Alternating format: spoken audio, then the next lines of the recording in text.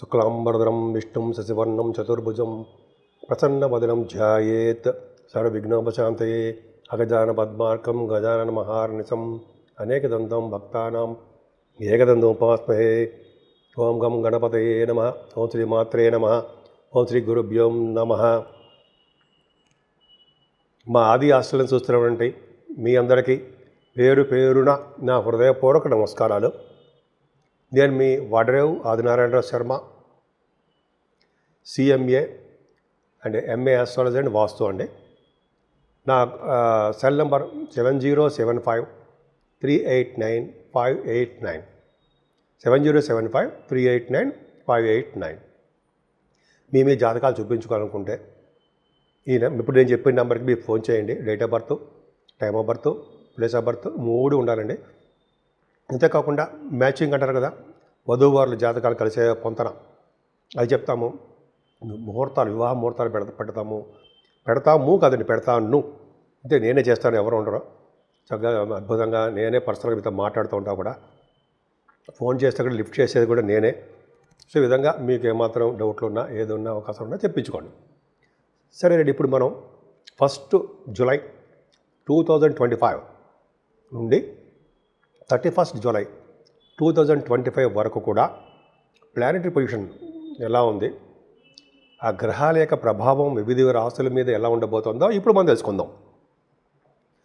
నా వీడియోస్ మీకు నచ్చితే ఎప్పటిలాగే మీరు లైక్ చేయండి, షేర్ చేయండి, సబ్స్క్రైబ్ చేయండి.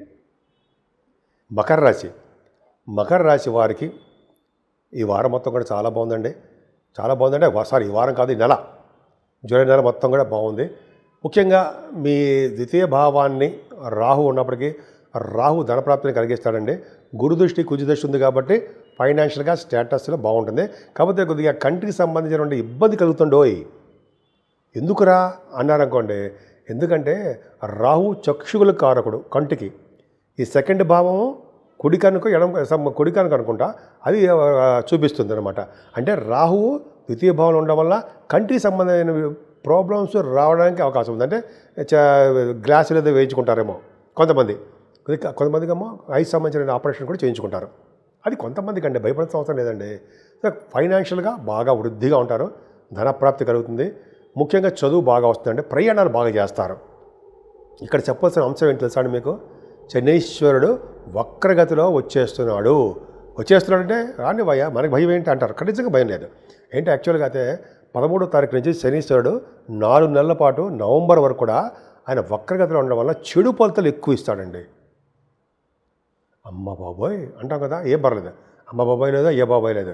ఎందుకంటే మీకు 3వ భావంలో ఉన్నాడు కాబట్టి ధైర్యాన్ని ఇస్తాడు. శుభాలు ఎక్కువ ఇచ్చేటి చేస్తూ ఉంటాడు. మంచి కార్యక్రమాలు, మంచి పట్ల ఉండేటి చేస్తూ ఉంటాడు. అది బాగా మీకు చాలా అభివృద్ధికరంగా ఉంటుంది. ఏమీ భయపడాల్సిన అవసరం లేదు. అంతేకాకుండా మీ తమ్ముళ్ళని కలవడము, తోబుట్టువులను కలవడము, విదేశాలకు వెళ్ళడం, దగ్గర ప్రాంత ప్రయాణాలు బాగా చేస్తారు. అంతేకాకుండా కమ్యూనికేషన్ స్కిల్స్ని పెంచుకుంటారండి. మీరు పట్టుదల పెరిగిపోతుంది. మీరు నెల మొత్తం కూడా పట్టుదల బాగా, ప్రతి రంగంలో ముందంజలో ఉండాలనే పట్టుదల, డెడికేటెడ్నెస్ బాగా ఉంటుంది. శుక్రుడు కూడా చతుర్థ భావంలో ఉన్న శుక్రుడు 25వ తారీఖు వరకు కూడా చాలా బ్రహ్మాండంగా కూల్గా చాలా బాగా యోగిస్తాడు. చతుర్థంలో శుక్రుడు మంచి చేస్తాడు తప్ప చెడు చేయడు. పైగా ఆయన పక్క పెడతామంటే శుక్రుడు ప్రభావం వలన బంగారాభరణాలు, వాహనాలు, చదువు, విద్య అనమాట బాగా వస్తుందండి. రైతులు కూడా ఫైనాన్షియల్ స్టేటస్ పెరుగుతుంది. ముఖ్యంగా సంగీతం నేర్చుకునే వాళ్ళకి మకర రాశి వారికి పంచమ స్థానంలో శుక్రుడు ఉండడం వల్ల యోగంగానే కలుగుతుందండి. స్టాక్ మార్కెట్లో బాగా డబ్బు సంపాదించుకుంటారు. కానీ దాంట్లోనే లాసులు కూడా వస్తాయి. శనీశ్వరుడు చూస్తాడు కదా, లాసులు రావడం అధికంగా ఉంది. పుత్రికా సంతాన జననం మీకు కలుగుతుందండి. కొద్దిగా ప్రాబ్లమ్స్తో పుడతారు వాళ్ళు. ప్రాబ్లమ్స్తో పుడతారు కాదు, డెలివరీ అయ్యేటప్పుడు కొంచెం ప్రాబ్లమ్స్ వస్తాయి. బట్ మంచి వాళ్ళే పుడతారండి, భయపడాల్సిన అవసరం లేదు. సంతానం వల్ల కొద్దిగా ఇబ్బందికరంగా ఉండడానికి అవకాశం ఉంది. ఆడపిల్లలు సంతానం వలన కొద్దిగా ఇబ్బంది ఉంటుందండి. అంటే వాళ్ళు పెళ్ళిళ్ళు కావట్లేదనో, ఉద్యోగాలు రావట్లేదనో ఉంటుంది కదండి తల్లిదండ్రులుగా మీకు. సరే అది పక్కన పెడితే మీకు 6వ భావంలో మాత్రము గురుడు ఉన్నాడండి. శుక్రుడు కూడా 26వ తారీఖు వస్తున్నాడు. శుక్రుడు 6వ భావం మంచివాడు కాకపోయినా గురుడు మాత్రం మీకు మంచి చేయడానికి అవకాశం ఉంది. అంటే లా సంబంధించిన విషయాల్లో మీకు ఫేవరబుల్గా రిజల్ట్స్ రావడము, అంతేకాకుండా మీ మేనమామలకి బాగుండడము, శత్రుభయం లేకుండా ఉండడము, కాంపిటీషన్ ఎగ్జామ్స్లో సక్సెస్ అవ్వడము బాగుంటుంది. సరే, అన్నిటికంటే ముఖ్యం తెలుసా అండి, ఇక్కడ రవి బుధులు సప్తమ స్థానంలో ఉండడం చాలా అదృష్టం. నాకు అదే ఇష్టం. ఎందుకురా? ఎందుకంటే ఏం లేదండి, సప్తమ భావంలో రవి బుధులు ఉన్నారంటే యాక్చువల్గా డాక్టర్స్ అంటారు సార్, డాక్టర్స్కి ప్రొఫెషనల్గా బాగుంటారు. అంటే మీ దాంట్లో మకర రాశిలో డాక్టర్స్ ఉన్నారండి, మకర రాశి వారు.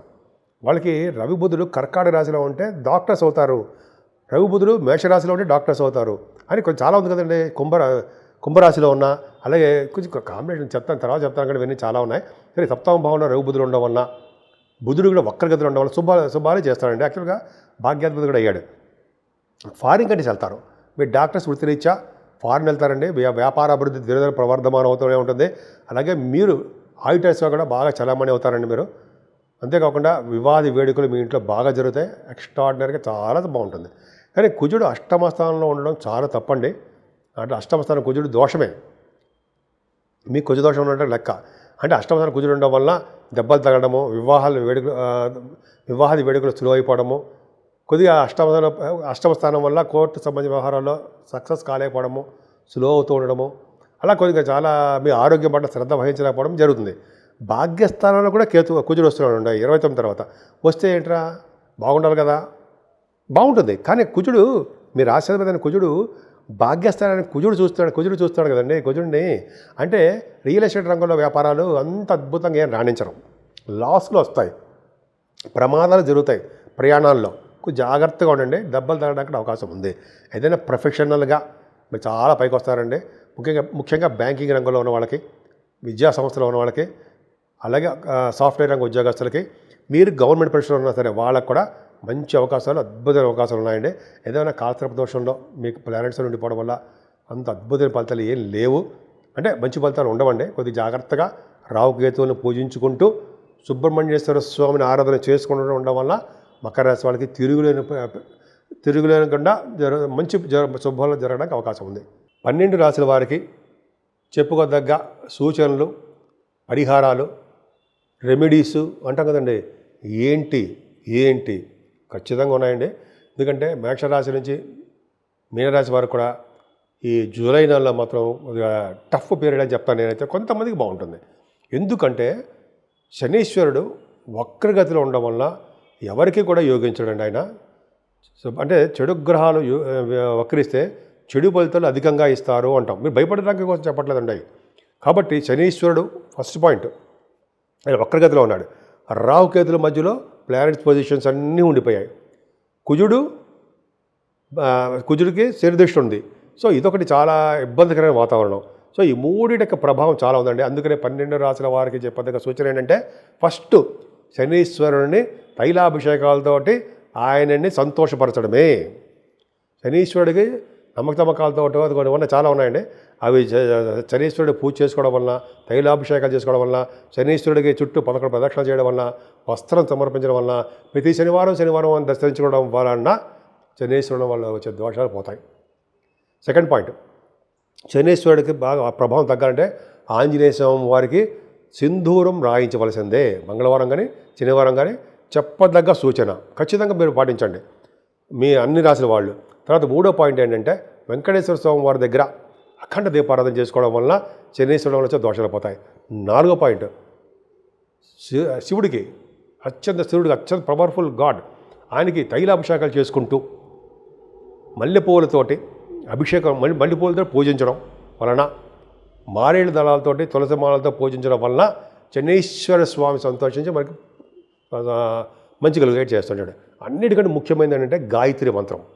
ఎవరైతే గాయత్రి మంత్రం ఎవరైనా చేయించండి, 100 నిమిషాలు చేసే వాళ్ళకి, తల్లిదండ్రులను పూజించే వాళ్ళకి, గురువు గారిని సేవ చేసుకునే వారికి, అలాగే వేదశాస్త్ర పండితులకి పూజించే వాళ్ళకి, శాస్త్రజ్ఞులకి, వేదశాస్త్ర వాళ్ళకి, అలాగే పేదలకి ఈ పూజ అంటే ఫైనాన్షియల్ హెల్ప్ చేసే వాళ్ళకి శని వల్ల వచ్చే దోషాలు తగ్గుతాయి. సరే, యోగాసనాలు కూడా ఇంపార్టెంట్ అండి, ఆయనకి ఇష్టం. ఇంకోటి ఏంటంటే, కుజుడు కూడా ప్రభావం కుజుడి మీద ఉంది, శని యొక్క ప్రభావం కుజుడి మీద కూడా ఉంది. సుబ్రహ్మణ్యేశ్వర స్వామి ఆరాధన నిరంతరము చేసుకోవాలండి. రాహుకేతుల యొక్క ప్రభావం కూడా తగ్గాలంటే అమ్మవారికి, సుబ్రహ్మణ్య స్వామి వారికి, వినాయకుడికి పూజ చేసుకోవాల్సిందే. సో శని కుజులు చూసుకోవడం వల్ల యాక్సిడెంట్స్ తప్పాలి అంటే మాత్రము కుజుడిని పట్టుకోవాల్సిందే. కుజుడు యాక్సిడెంట్స్ని తప్పించేవాడు కూడా ఆయనే కాబట్టి కళ్యాణాలు చేయించుకోవడము, తులసి మాత కంటే ఆయనకి మల్లెపూలతో పూజ చేయడం అండి. చాలా ఇప్పుడు మల్లెపూలు వస్తాయి కదండి, మల్లెపూలతో పూజ చేస్తే చాలా ఇష్టం ఆయనకి, అద్భుతమైన ఫలితం అండి. మల్లెపూలు దండైనా సరే వేయడం వల్ల, స్వామికి సుబ్రహ్మణ్య స్వామి కళ్యాణం చేయించడం వల్ల, శనీశ్వరుడు దృష్టి కుజుడికి ఉండడం వల్ల ఆ అపవాదులను తొలగి సంపూర్ణ ఆరోగ్యవంతులుగా 12 రాశి వారికి ఉండడానికి అవకాశం ఉంది. సో ఈ విధంగా మీకు చేతనైనంత వరకు మీ పూజలు చేసుకోండి, మంచి ఫలితాలు పొందండి.